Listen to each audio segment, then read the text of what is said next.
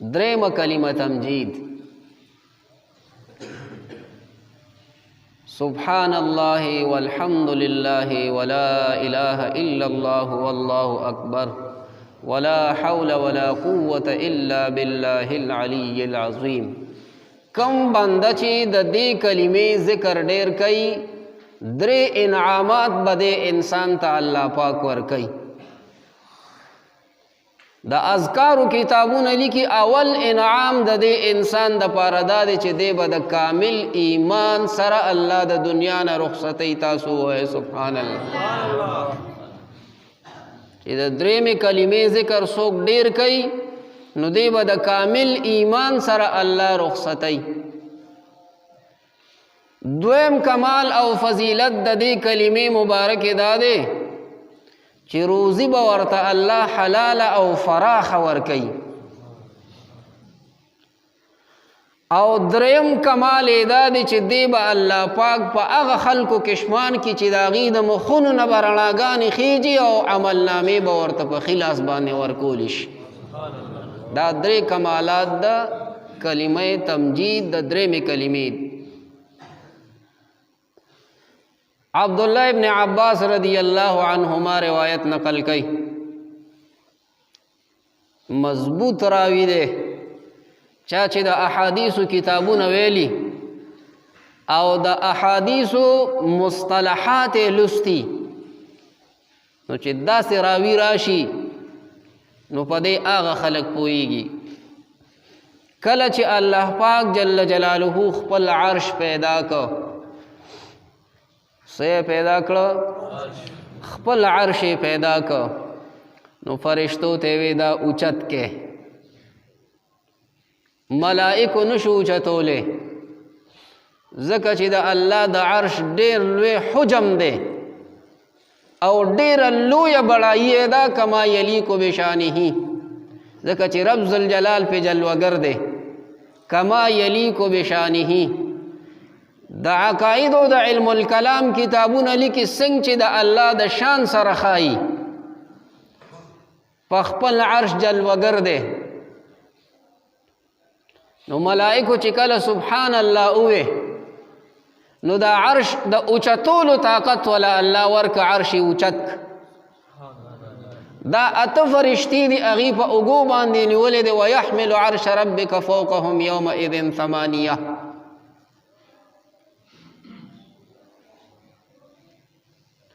دا حضرت آدم علیہ السلام د دوره پورې ملائکو سبحان الله وظیفه کوله.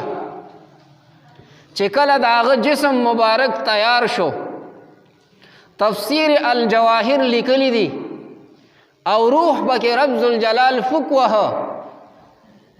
نو آدم علیہ السلام لانترش ورغه په عربی کې ورته عطس وی، عاطس پرنجے وتا سوک وی، سوک وتا انترشے وی. روح مبارک چی کلا پا جسم مبارک کے داخل شو انترشے وکن آدم علیہ السلام وی الحمدللہ. فرشتو چی دا کلمات ووردل ډیر زیات خوښ شنو دای ور سره شامل کړه نو دا ملائکو وظیفه و سبحان الله الحمدللہ. دا فرشتو وی ذکر ایکو.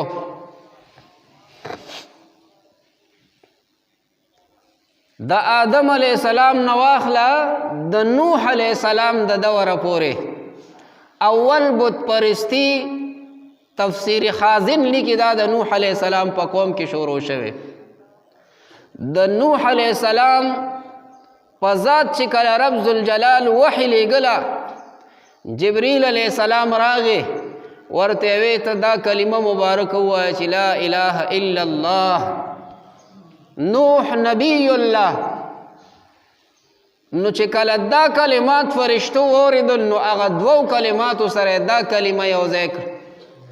امام بخاری رحمت الله علیه په بخاری شریف کې کیف کان بدء الوحی الی رسول الله صلی الله علیه وسلم وقول الله عز وجل انا اوحینا الی نوح.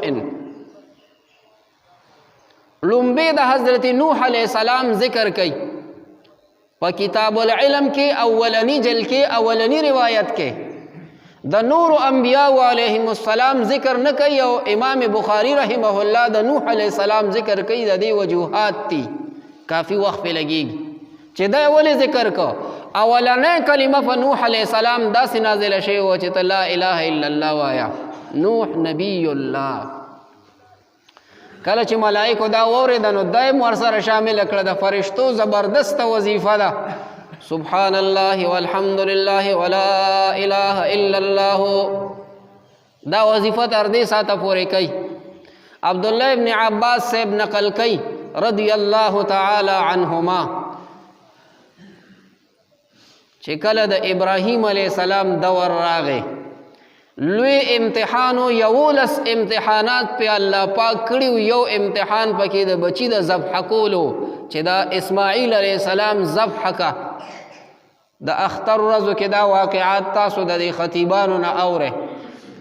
عرض و مقصد مداري چې کله دې مبارک په د خپل بچی اسماعیل علیه السلام چاړه را کاږله او الله اکبر یې اوې نو دا کلمه ملائکو ته ډېره زیاته محبوبه شوه. نو دې مبارک څه دا الله اکبر اوې او فرشتو خپل وظیفه کې شامل کو.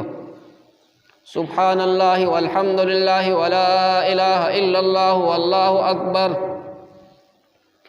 جبریل امین علیه السلام د اسمانونو د فضا نه راځي د محمد رسول الله صلی الله علیه وسلم دور شروع کېدو والا دی. رحمت للعالمین دنیا ته تشریف راوړو او دا کلمات ورته په دې انداز باندې ذکر کړو چې کله رسول الله مبارک ته جبریل امین علیه السلام دا کلمات بیان کړو رحمت للعالمین تعجب کې لاړ او داسې مبارک او فرمایل لا حول ولا قوة الا بالله العلی العظیم. او دا ورسره ملائکو شامل کړه. دا درېمه کلمه ده دې ته تمجید وایي. د بزرګۍ او د عظمت کلمه ټول پکې د الله پاکي او بڑائی بیانېږي. تسبیحات او تحلیلات پکې بیانېږي. د الله کبر او لوی او بڑائی بیانېږي. نو دا کلمه مبارکه چې 11 کرته څوک سار او ماښام وایي د دنیا او د آخرت دولتونه به ولا الله رب ذوالجلال ورکی. دا ځان ته وظیفه کوي. یو بله کلمه ده هغې ته وایي یا حی یا قیوم یا ذا الجلال والاکرام. دا مونږ په دې تراویحو کې چې کله 2 رکعاته وکړو نو دا کلمه مبارکه وایو او چې 4 رکعاته وکړو عموما نو بیا مونږ په هغې کې کلمه تمجید وایو. د دې ټولو خپل فضیلت په خپل خپل ځای باندې ذکر دی. حضرت موسی علیہ السلام له الله پاک 9 معجزې ورکړې وې. زبردست معجزې وې. یو معجزه په هغې کې چې کوم دی نو دا د همسا وه د کونټې مبارکې حسن یوسف دم عیسی ید بیضا دواری آنچ خوبا همه دارند تو تنها داری. دا د انبیاء علیهم السلام شایع نشان دی چې الله پاک ورته معجزات ورکي. په دغه همسا او کونټه مبارکه باندې یا حی یا قیوم یا ذا الجلال والاکرام لیکل شوی. دا دومره برکات چې ته صادرېدل نو د دې کلمات و برکاتو. کم مؤمن مسلمان چې د یا حی یا قیوم یا ذا الجلال والاکرام ذکر کوي نو د دا زړه به د الله په یاد باندې ژوندی وي. او کله چې د زړه د الله په یاد او معرفت باندې ژوندی شو نو د دین امور الله جل جلاله اساني. دا چند کلمات مې راته بیان کړو. ان شاء الله العزیز د وخت او د موقع مطابق کامله او پورا موضوع دا به بیانېږي. رمضان المبارک دی. په دې کې تاسو ته ما هغه روایت بیان کو په کوم کې چې د دې امت خصوصیات بیان شوي دي. اللہ جل جلالہ دے پہ زمون عمل نصیب کی رمضان المبارک دے حدیث پاک کی راضی دا روجہ چے دے نو دا پنجمنا دا اسلام کی او ډیر عظیم او اہم رکن دے او دا مدینہ منورہ کے پر رسول کریم علیہ السلام دا دے احکام نازل شوی دی او فرضیت دا رمضان المبارک دا پا مدینہ منورہ کے راغل دے کتب علیکم الصیام کما کتب علی الذین من قبلکم لعلکم تتقون دا سورہ بقرہ مبارکہ دا او سورہ بقرہ اللہ رب الجلال پر رسول پاک علیہ السلام باندے مدینہ منورہ کے نازل کڑے دا مدنی صورت تے باہر تقدیر دا چند کلمات دا ترغیب پنیت باندے تاسو بیان کڑا دا کلمہ تمجید او ورسره د نور و اذکار و ترغیب بیان شو ورسره اغا احادیث او روایات ذکر شو کم چه عمده مفسرین او محدثین و ائمه کرام بیان کړي دي الله پاک جل جلاله دې په زمونږ استاسو عمل د پاره د خپل رضا را نصیب کی عظیمه او مبارک میاش دا د کونین سردار رحمت للعالمین فرمائی شهر المواسات د مین محبت او د وفادار میاشتا دا سه میاش مبارک دا چې پدې کې انسانان الله ته کامل رجوع کوي او دا سه میاش مبارک د یزيد فيه رزق المؤمنین پدې کې الله د مؤمنانو ارزاق او رزق چې دینو دا زیاتی او فراخی پکې راولي پدې مبارک عظیم میاشت کې قرآن کریم نازل شوه دی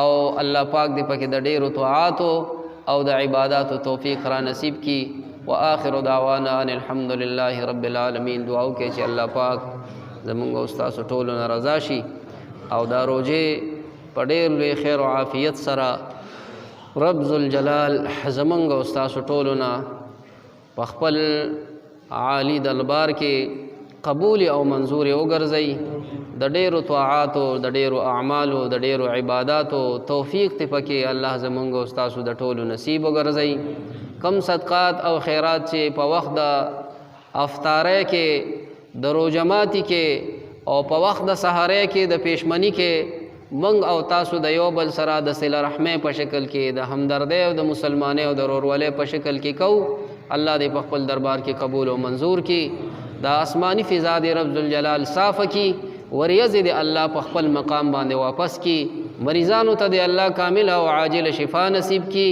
دا نظام صاحب راغلی دې دعا ورته کې د دین د خدمت د پاره منډې وای الله دې دې ډېر لوی توفیق ورکي او همیشه د پاره دې الله زمونږ د دین د خدمت د پاره د دنیا اطراف ته رسول کی داسې ذرایع او داسې ابلاغ او داسې حالات او داسې آلات تی نن دور کې چې پاغې باندې د دین ډېر لوی خدمت کیږي د دې دپاره منډې کړې وهي الله دې ول توفیق ورکړي زمونږ او ستاسو ټولو په جولۍ کې د الله ډېر عظیم خیر او برکت واچولی کی وصلی الله تعالی علی خیر خلقه محمد و آله و اصحابه اجمعین.